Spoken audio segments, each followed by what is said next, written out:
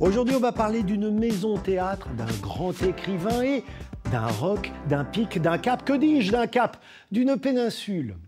Direction la villa Arnaga située à Cambo-les-Bains dans les Pyrénées-Atlantiques. Dès le premier coup d'œil, on comprend que le site a été imaginé par son créateur Edmond Rostand pour en mettre plein la vue. Il y a d'abord les impressionnants jardins à la française, pensés comme une poésie bucolique, avec des plans d'eau, des pièces de verdure, des fontaines et, en arrière-plan comme un décor de théâtre, quelques-uns des plus beaux sommets du Pays basque.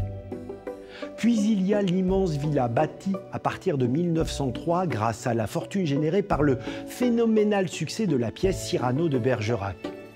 Inspirée des fermes basques du Labour, elle reprend les éléments du bâti traditionnel qu'elle transforme pour former une riche demeure confortable et moderne. On y installe notamment l'électricité dans toutes les pièces, ce qui était alors très rare.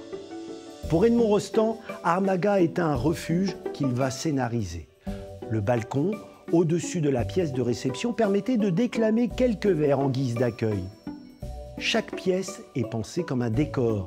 À l'étage, les appartements privés offrent une vue imprenable sur les jardins.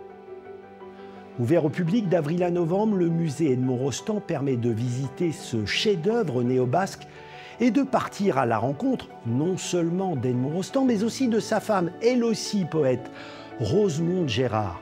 Elle est moins célèbre et pourtant, vous connaissez obligatoirement l'un de ses vers qui sied si bien à cet endroit. Je t'aime aujourd'hui plus qu'hier et bien moins que demain.